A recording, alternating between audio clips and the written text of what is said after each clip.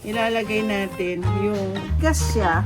Matigas siya. Pero ito toast ko siya na so ilalagay ko yan. Ito cranberry, dried cranberry. Yan.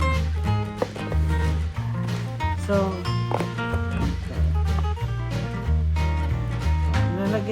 lalagyan lang natin.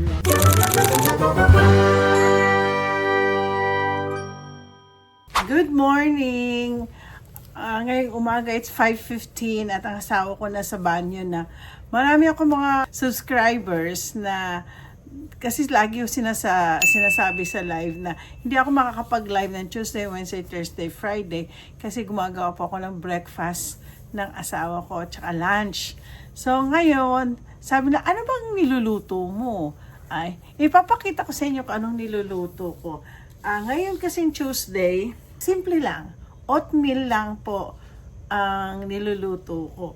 So, ito papakuluan ko. So, habang pinapakuluan ko to, gagawa naman ako ng pang-lunch niya. Ngayon po, sa oatmeal ng asawa ko, 1 cup lang po. Itong ginagamit kong oatmeal, ito yung oatmeal. So, mga 1 cup lang. Bakit ko kinakap yun? Yun lang required eh. Meron kasing alam nyo, ang asawa ko kasi, diba, sabi ko sa Parkinson, ito okay to. So, for today, I think of making my husband a sandwich and a salad. Ito po kasi maganda kasi itong garden salad. But normally, meron po akong, may nabili po akong, talagang lettuce. Yan. Ako mismo kaya lang kulang yung aking, yung pang salad ko. So ngayon, ito pinakamaganda kasi garden salad nandito na lahat. Ngayon, ang favorite ng asawa ko,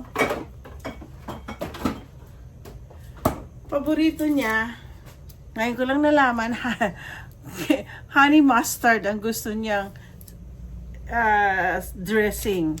Ayaw niya ng balsamic. Imagine gumagawa akong balsamic. Ang balsamic kasi, balsamic yung vinegar plus olive oil. Ayaw pala niya. Kasi naglalagay ako little sugar para matamis-tamis. Ayaw pala niya. Gusto niya itong honey mustard. Ako din, paborito ko to.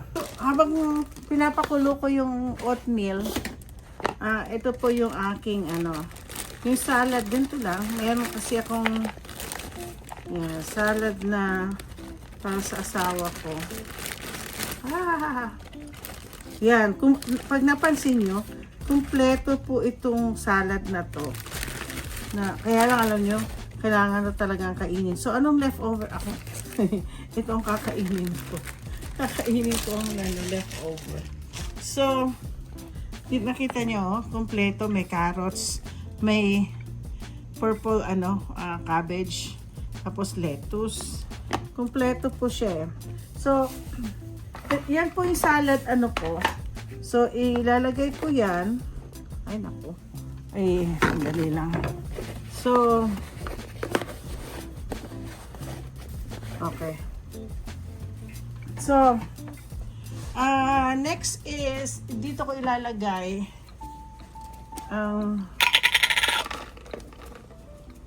ito po yung almond siya. Tapos lalagyan ko po siya ng ito cranberry, dried cranberry po to. Ito yung itsura ng cranberry. Ayan. Masarap po siya. Siya pa matamis-tamis, pampatamis din.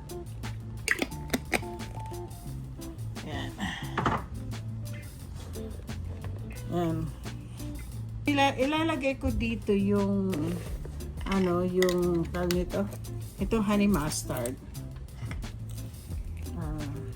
Makikita ba? Yan. Yan. Yan.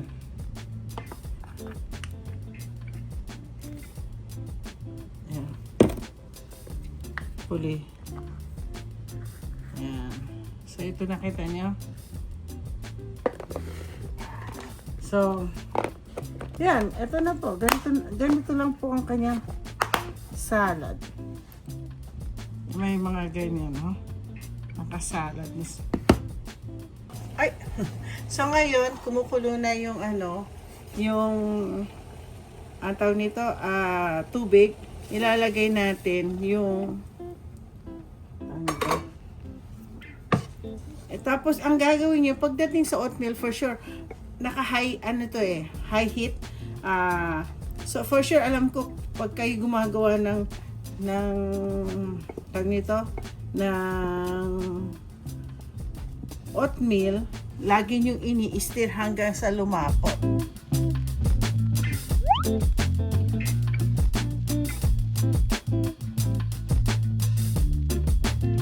So, ito po, nakita nyo, medyo na siya, okay na siya, oh. Ganito po yung Ngayon, nilalagay ko to lagi sana. Ganito. Dito ko nilalagay yung niya, pang oatmeal.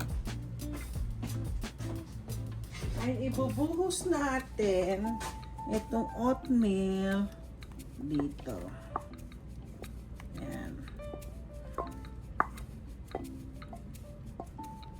Alam niyo, parang mabigat na rin ito sa mga Amerikano. Sa akin, hindi. Kain ako nito, gutom pa rin ako. Bakit? Talagang, so, gaya ng nilagay ko sa, sa salad, maglalagay ako ulit din ng, maglalagay po ako ng ng almonds na naman. Kaya lagi ako may almonds and cranberries. Ngayon mo cranberries. Ay sus, ang ben. Ayan. Ayan. Cranberries. Ano akong brown sugar. Lalagay ko dyan. Lagi ko binibigyan ng para matamis-tamis. To lighten na brown sugar. Ano ba? Na brown sugar plus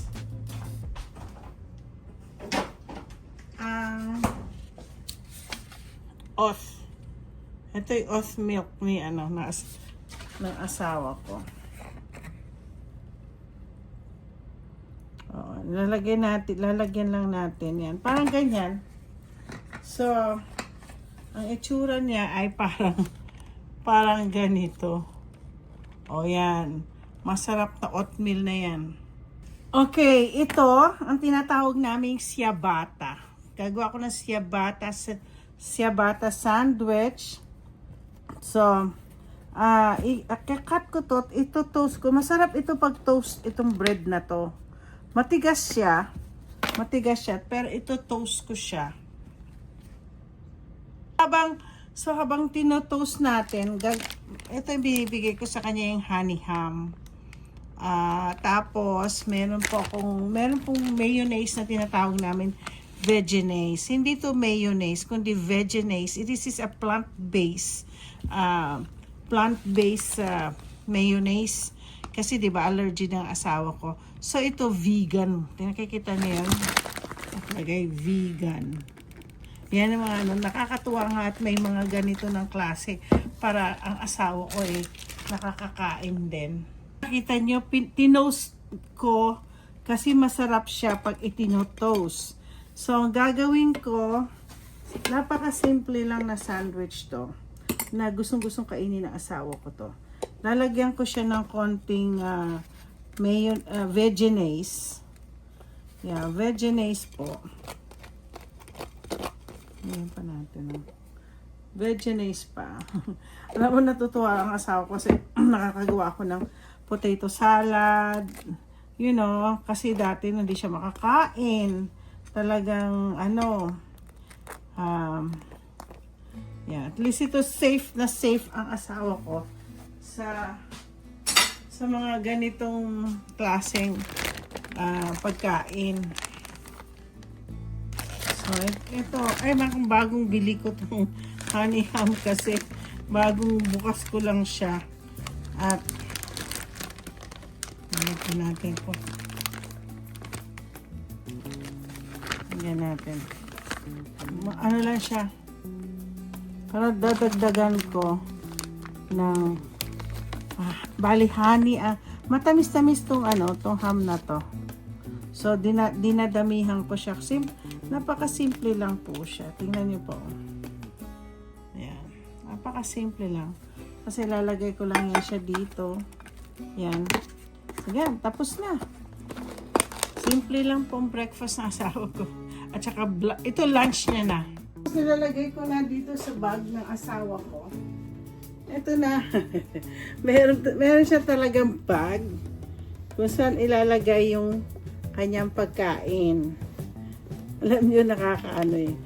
So ito, ay alam mo asawa ko, kung ano nakalagay sa bag, huwag gagalawin.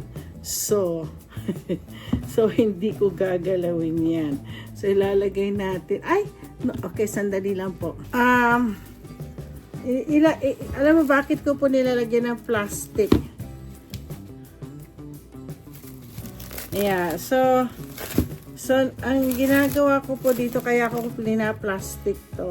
Kasi po, ayoko kasi mahulog yung tawag nito, yung milk, or para hindi siya, hindi siya magano.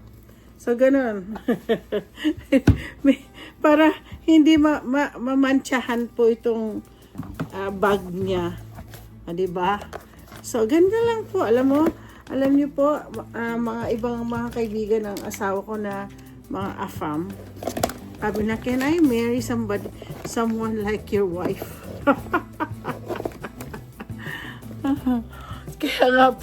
Kaya po natawa ako. I'm unique, sabi ko.